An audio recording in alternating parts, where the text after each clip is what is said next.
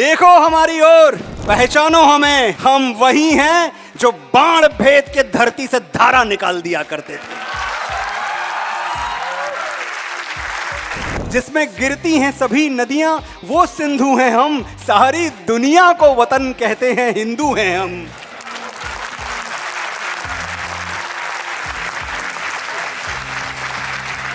52 second खड़े होने में तुमको हैं एतराज बड़े, सियाचिन की सरहद पर कोई बर्फ हो गया खड़े खड़े।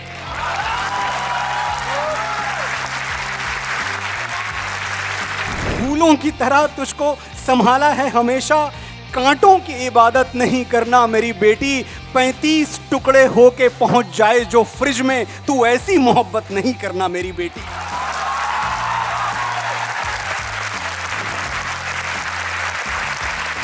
वो हाथ कंधे से कैसे जुड़ा हुआ है अभी, दुपट्टा जिसने किसी बहन का गिराया था, ये मोमबत्तियां मर्दानगी पे लानत हैं कि मर्द वो है जो लंका जला के आया था। बोलो बजरंगबली की। तेरी हैवानियत की है तो बस औकात इतनी है, बहाकर बेगुनाहों का लहू इतराना आता है, गुरूरे बेखबर ये बात तुझको कौन समझाए, वो सर झुक ही नहीं सकता जिसे कट जाना आता है।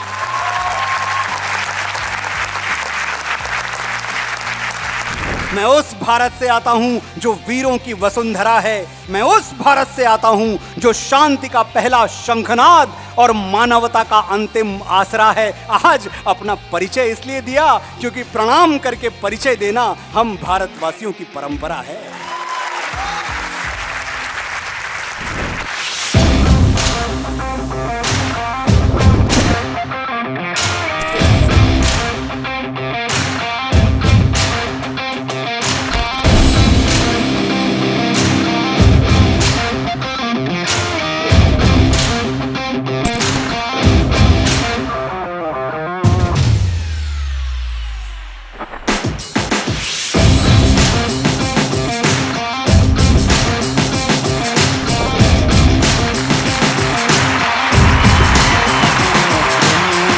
नमस्कार, प्रणाम आप सबको।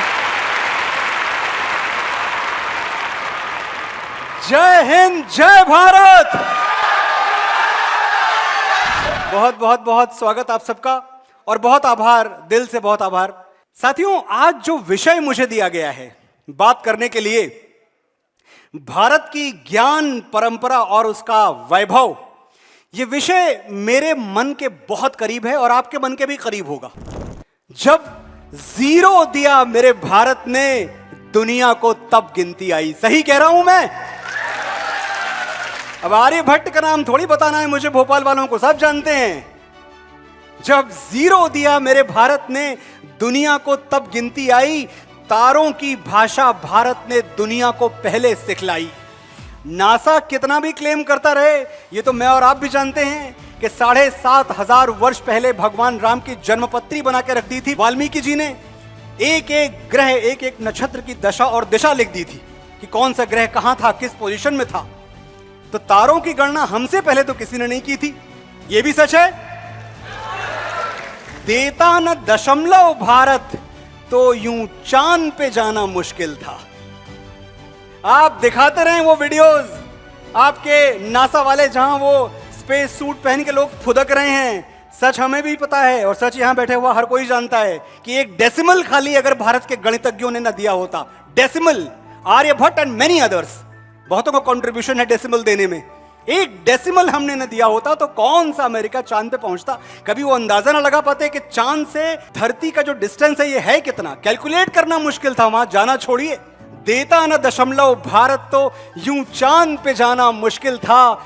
धरती और चांद की दूरी का अंदाजा लगाना मुश्किल था। सभ्यता जहां पहले जन्मी है जहां पे कला, अपना भारत वो भारत है जिसके पीछे संसार चला। भारत माता की वंदे।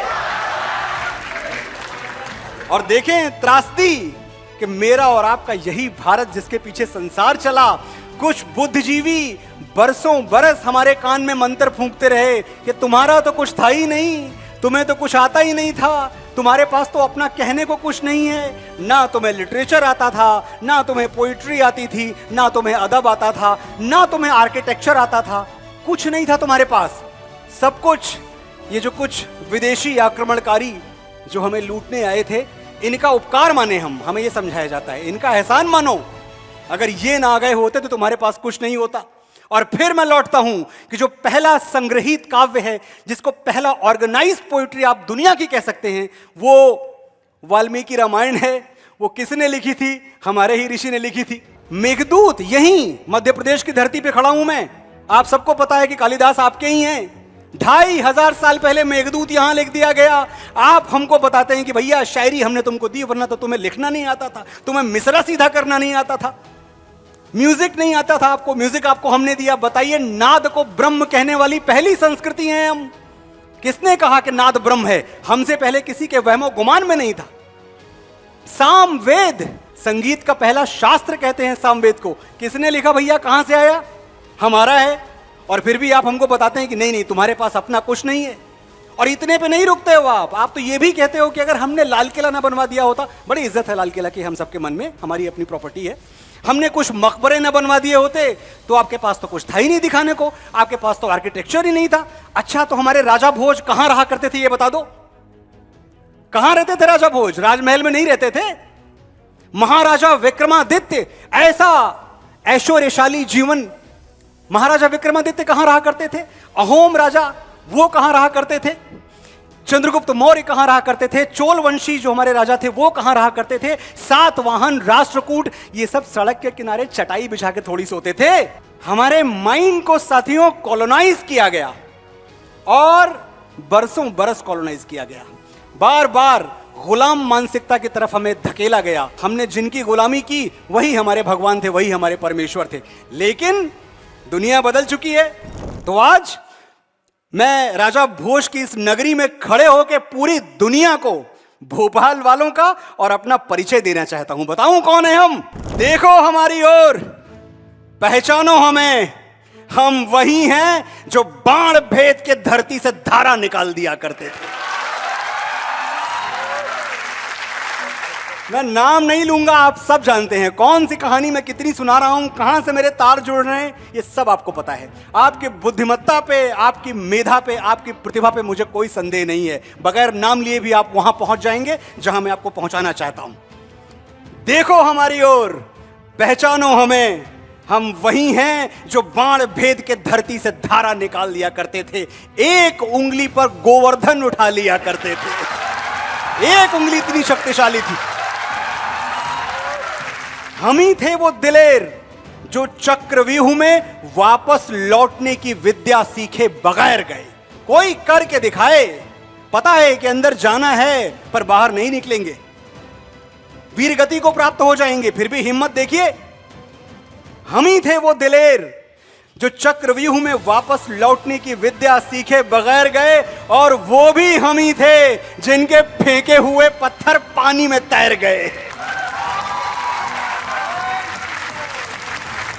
जय श्री राम, जय जय श्री राम। हम मारना भी जानते हैं और बचाना भी। हमने दुश्मन के लिए फाइटर जेट्स बनाए, संगीन बनाई, और जब जिंदगी की सांस टूटने लगी तो हम ही ने वैक्सीन बनाए और लिख दिया उस पे, सर्वे संतु निरामया। कभी ध्यान से वैक्सीन पढ़िएगा, वैक्सीन के पन्नी पे क्या लिखा हुआ है? सर्वे संतु निरामया, यानी ईश्वर सिर्फ हम पर ही नहीं, प्राणी मात्र पर, मानव मात्र पर करें दया। इतना तो बड़ा दिल है हमारा, जिसमें गिरती हैं सभी नदियां वो सिंधु हैं हम किसी को पराया नहीं मानते, किसी को गैर नहीं कहते। जिसमें गिरती हैं सभी नदियां वो सिंधु हैं हम, सारी दुनिया को वतन कहते हैं, हिंदू हैं हम।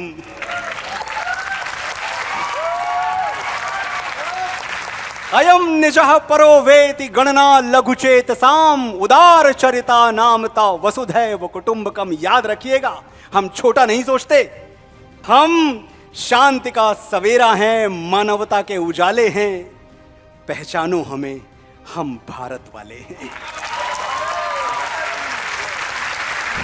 मैं उस भारत से आता हूं जिसके होठों पे गंगा और हाथों में तिरंगा है।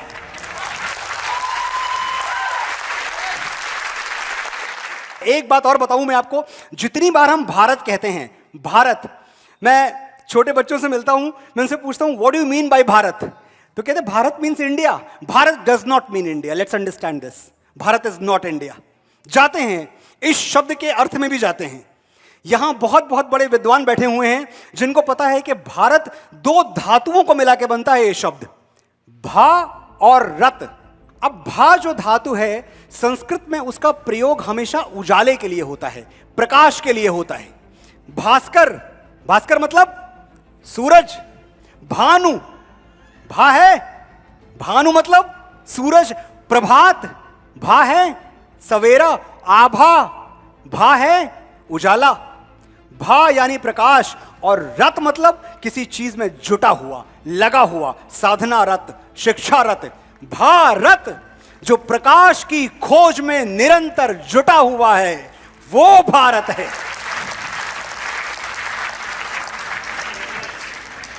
तमसो मां ज्योतिर्गमय, यही तो है हमारी परंपरा, अंधेरे से उजाले की यात्रा। मैं उस भारत से आता हूं जिसके होठों पे गंगा और हाथों में तिरंगा है। मैं उस भारत से आता हूं जो कभी सत्यम शिवम सुंदरम, कभी वंदे मातरम, और कभी पंजाब सिंध गुजरात मराठा द्राविड़ उत्कल बंगा है। ये परिचय है आपका। और देखिए, राष्ट्रगान की याद आ गई हमें। सिर्फ 52 सेकंड का राष्ट्रगान होता है, लेकिन जिन बुद्धिजीवियों की मैं बात कर रहा था, उन्होंने बार बार यह सवाल उठाया कि भाई थिएटर में हमें मजबूर क्यों किया जाता है कि जब नेशनल एंथम आए तो आप खड़े हो जाओ, हमें नहीं खड़े होना। यह हमारे फंडामेंटल राइट पे कुठारा घात है। इतने बड़े बड़े शब्द बोले गए इस देश में, 52 सेकंड खड़े होने के लिए इतनी ऐतराज, इतनी आपत्तियां। और ये वही लोग हैं जो उसी थिएटर में समोसे के लाइन में आधे घंटे खड़े रहते हैं।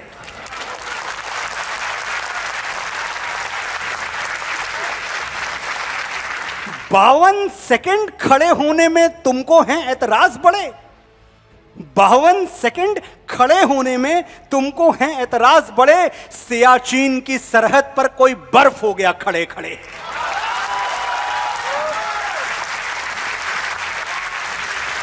और एक चीज और मैं देखता हूं, वंदे मातरम पे ऐतराज क्यों है?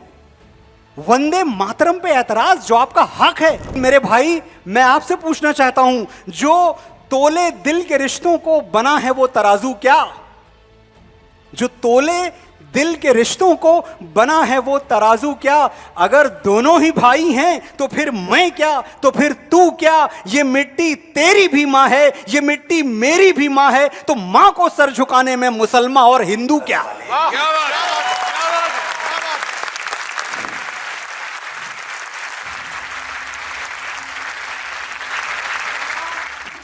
ये देश है अलबेलों का, मतवाले यहां रहते हैं। मिट जाएं तिरंगे पर जो वो जियाले यहां रहते हैं। दुनिया में सिर्फ हम ही हैं जो मुल्क को मां कहते हैं।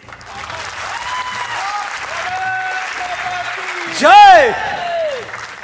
मैं उस भारत से आता हूं जो ठुकराए हुए लोगों की शरणस्थली बन जाता है और 7 समंदर पार परदेसियों को भी सिस्टर्स एंड ब्रदर्स कह के बुलाता है।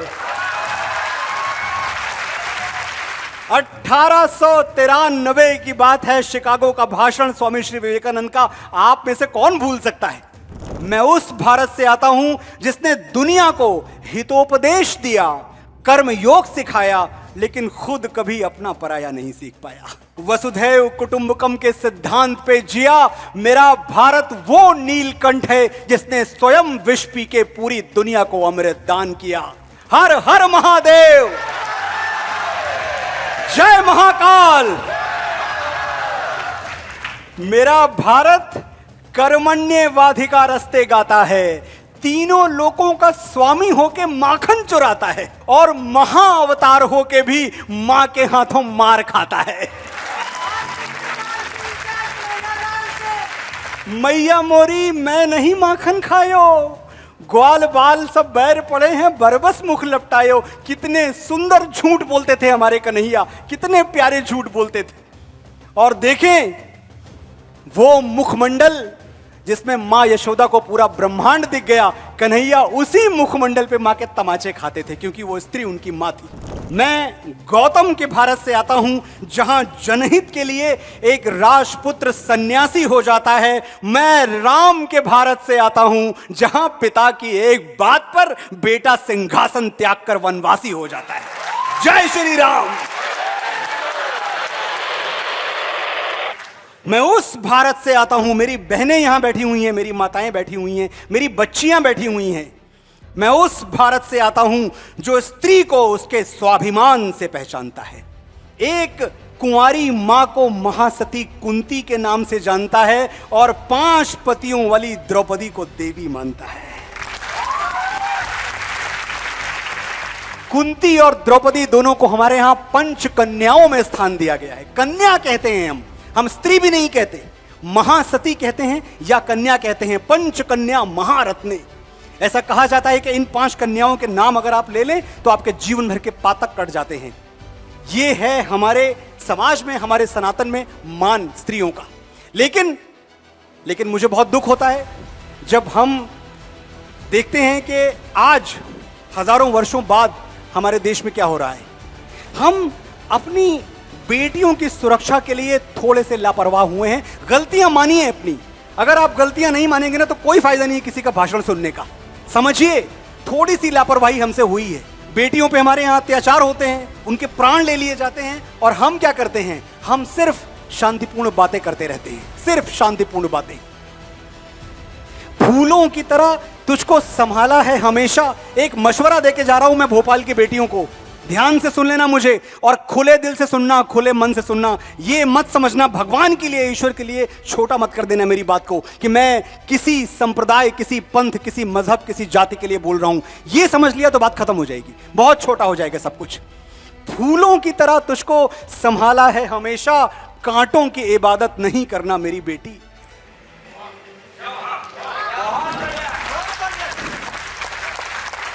फूलों की तरह तुझको संभाला है हमेशा, कांटों की इबादत नहीं करना मेरी बेटी। 35 टुकड़े होके पहुंच जाए जो फ्रिज में, तू ऐसी मोहब्बत नहीं करना मेरी बेटी।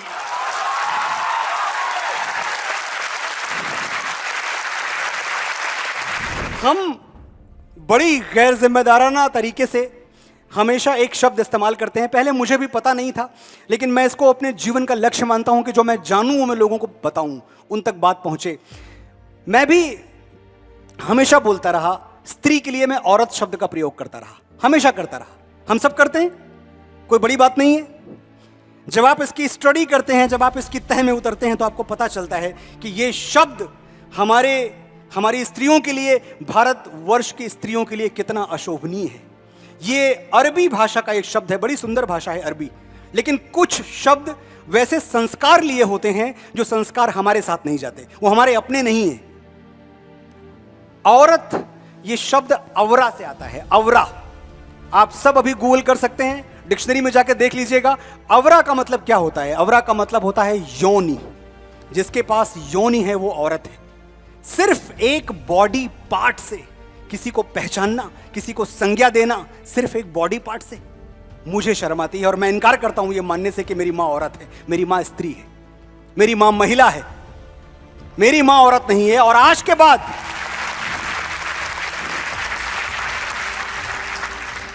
के बाद मुझे पता नहीं क्यों ये भरोसा है कि मैंने तो आपको अपनी बात बता दी, लेकिन जब आप लौट के जाएंगे गहराई से सोचेंगे इस पे, अपने हिस्से का रिसर्च भी कर लीजिएगा, और फिर अगर मेरी बात आपको सही लगे, अगर सही लगे तो आज के बाद ये लानत ज़दा शब्द अपनी माओं के लिए, अपनी बहनों के लिए, अपनी बेटियों के लिए, अपनी प्रेमिका के लिए, अपनी पत्नी के लिए औरत शब्द का प्रयोग मत करना मेरे भाई, कभी मत करना। और देखिए होता क्या है, जब हम इस तरह के शब्दों के भ्रम जाल में फंसते हैं, हमारी संस्कृति कैसे प्रभावित होती है, किस तरह से जो हमारी धारणाएं हैं, जो हमारा मान सम्मान है औरत के लिए, वो टूटता कैसे है। How we start taking everything for granted. कुछ भी हुआ हम कैंडल लाइट विजिल निकालते हैं, क्या हो गया, कुछ अपराध हो गया, कोई क्राइम अगेंस्ट वुमेन हमारे यहाँ हुआ, मैं रोज देखता हूँ, न्यूज़पेपर्स में देखता हूँ, मैं न्यूज़ चैनल्स पे देख रहा हूँ, क्या भैया शांति यात्रा निकली हुई है, कैंडल लाइट विजिल। रियली ये जो स्त्रियों पे अत्याचार करते हैं, हमें लगता है कि ये भेड़िए मोमबत्ती से डर के भाग जाएंगे। हम अपनी संस्कृति भूल गए। हम कौन लोग हैं? हम वो लोग हैं जिन्होंने स्त्री के मान के लिए महाभारत लड़ी है। लड़ी है या नहीं लड़ी है? वो हाथ कंधे से कैसे जुड़ा हुआ है अभी दुपट्टा जिसने किसी बहन का गिराया था। वो हाथ कंधे से कैसे जुड़ा हुआ है अभी दुपट्टा जिसने किसी बहन का गिराया था। ये मोमबत्तियां मर्दानगी पे लानत हैं कि मर्द वो है जो लंका जला के आया था। बोलो बजरंग बली की। मैं उस भारत से आता हूं जो न कभी रुका, न झुका, न डरा है। मैं उस भारत से आता हूं जो वीरों की वसुंधरा है। मैं उस भारत से आता हूं जो शांति का पहला शंखनाद और मानवता का अंतिम आसरा है। आज अपना परिचय इसलिए दिया क्योंकि प्रणाम करके परिचय देना हम भारतवासियों की परंपरा है। हमारे जो यहाँ साथी हैं, नौजवान साथी, आप में से बहुत लोग अपने रोल मॉडल्स ढूंढते रहते हैं। ढूंढना ही चाहिए। आपको आपके नायक मिलने बहुत जरूरी हैं, क्योंकि उन्हीं के साथ आप आगे बढ़ेंगे, उन्हीं की रोशनी में आप आगे बढ़ेंगे। मैं कहता हूं राम को अपना नायक बनाइए। ज्ञान परंपरा की बात कर रहे हैं ना हम। भगवान श्री राम को अपना नायक बनाइए। जो राम से सीखता है वो सच्चित आनंद हो जाता है। जो राम से सीखता है वो विवेकानंद हो जाता है। साथियों, मैं वीरता की बात करता हूं तो मुझे आपका एक और नायक याद आ रहा है, आपका एक और हीरो। मैं जानता हूं मैं नाम लूंगा, नाम लेते ही पहली पंक्ति से अंतिम पंक्ति तक उसके सम्मान में तालियां बजेंगी। मैं दशमेश गुरु की संतान भगत सिंह, सरदार भगत सिंह की बात कर रहा हूं।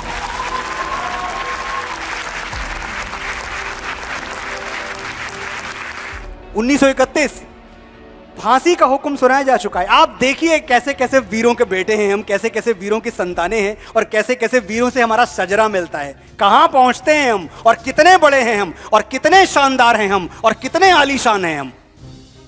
1931 सरदार भगत सिंह को फांसी का हुक्म सुनाया जा चुका है। लाहौर सेंट्रल जेल की बात है। एक दिन दो अंग्रेज ऑफिसर्स मिलने आते हैं उनसे। रॉबर्ट और बार्कर नाम था उनका। कहते हैं भगत, सिर्फ एक अपॉलॉजी लेटर लिख दो, एक माफीनामा लिख दो, हम तुम्हें माफ कर देंगे। हम भूल जाएंगे कि तुमने क्या क्या किया है। तुमने सैंडर्स को मारा, असेंबली हॉल में बम फेंका, सब भूल जाएंगे हम। बस एक चिट्ठी तो लिखनी है। झुक जाओ भगत, झुक जाओ। सरदार भगत सिंह ने कुछ कहा नहीं, बस मुस्कुरा कर रॉबर्ट और बार्कर की ओर देखते रहे। लेकिन बाजी, उनकी मुस्कुराहट कह रही थी, क्या कह रही थी? कि तेरी हैवानियत की है तो बस औकात इतनी है, बहाकर बेगुनाहों का लहू इतराना आता है। तेरी हैवानियत की है तो बस औकात इतनी है, बहाकर बेगुनाहों का लहू इतराना आता है। गुरूरे बेखबर ये बात तुझको कौन समझाए, वो सर झुक ही नहीं सकता जिसे कट जाना आता है।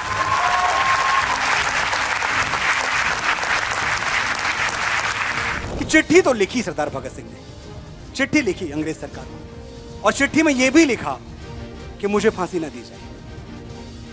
सचमुच ये चिट्ठी में सरदार भगत सिंह ने लिखा था कि मैं अंग्रेज सरकार से गुजारिश करता हूं कि मुझे फांसी ना दी जाए, क्योंकि फांसी अपराधियों को दी जाती है। मैं क्रांतिकारी हूं, मुझे भरे चौराहे पर गोली से उड़ा दिया जाए। वो बेगैरत अंग्रेज सरकार, उसने पहुंचा दिया भगत सिंह को फांसी के तख्ते तक। और भगत सिंह को तो बलिदान होना था, उनको हुतात्मा बनना था, उनको वीरगति चाहिए थी। फिर ठीक है, अगर गोली नहीं तो फांसी ही सही। भगत सिंह जिसके सर पे सेहरा देखने के लिए उनकी मां तरसती रही, तड़पती रही, और जिन्होंने अपनी मां से कह दिया था कि देखो मां, अगर मैं गुलाम भारत में शादी करूंगा तो मेरी दुल्हन सिर्फ मौत होगी, किसी और की मांग में सिंदूर भरने का हक नहीं है मुझे। तू न रो मां कि तू है भगत सिंह की मां, मर के भी लाल तेरा मरेगा नहीं। ये तसल्ली दी थी उन्होंने अपनी मां को कि तू न रो मां कि तू है भगत सिंह की माँ, मर के भी लाल तेरा मरेगा नहीं। घोड़ी चढ़ के तो लाते हैं दुल्हन सभी, हंस के हर कोई फांसी चढ़ेगा नहीं।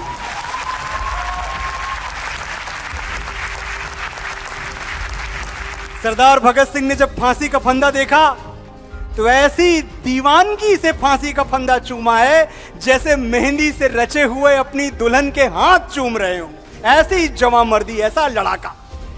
ऐ दुल्हन मैं राख बन सतलज नदी में बह गया, पूछ मत तेरी जुदाई दिल पे कैसे सह गया। है शहादत की खुशी पर जाते जाते दुख भी है, हाय आजादी तेरा घूंघट उठाना रह गया।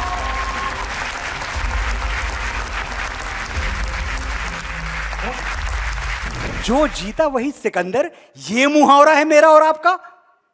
कौन सिकंदर? एक लुटेरा जो हम पे आक्रमण करने आया था।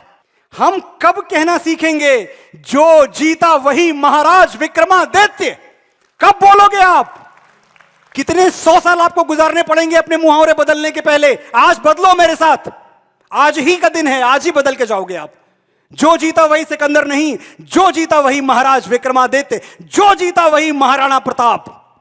विश्वास मुझे निजवाणी का है, राजपूत कुल प्राणी का, वो झुक सकता है वीर नहीं यदि दूध पिया छत्राणी का। जो जीता वही छत्रपति शिवाजी महाराज। जय भवानी, जय शिवाजी। जो जीता वही समुद्रगुप्त, जो जीता वही बाजीराव बलाड़। कब कहना सीखोगे जो जीता वही बाजीराव बलाड़? 42 युद्ध लड़े, एक के बाद एक भी नहीं हारा, और वो आपका हीरो नहीं है। 42 युद्ध लड़के जीतने वाला आपका हीरो नहीं है। तो आज के बाद जो जीता वही सिकंदर नहीं। मैंने बहुत नाम आपको दिए हैं, आप चूज कर लें इनमें से कोई भी, पर भाइयों बहनों साथियों, आज के बाद जो जीता वही सिकंदर नहीं। ऐसे ऐसे शेरशाह पैदा किए हमने जो 23 साल की नाजुक सी उम्र में दुश्मनों की सेनाएं तबाह करके भारत माता के चरणों पर सर रख के सो गए हंसते हुए। ये दिल मांगे मोर याद आता है, शेरशाह याद आता है, कैप्टन विक्रम बत्रा याद आते हैं, परमवीर। बंकरों पे बम गिरा के बोल जिंदाबाद तू, शेरशाह हरदम रहेगा सरहदों को याद तू। फूंकता जा जालिमों की बस्तियां, दुश्मनों को क्या पता है आग की औलाद तू।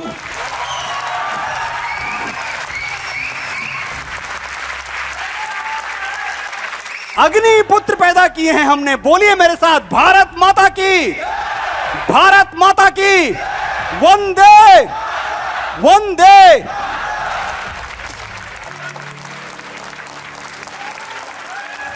एक बार मेरे साथ आप आवाज लगा दें, जय हिंद, वंदे वंदे, भारत माता की। बहुत बहुत आभार आपका, आपने बड़े प्यार से सुना।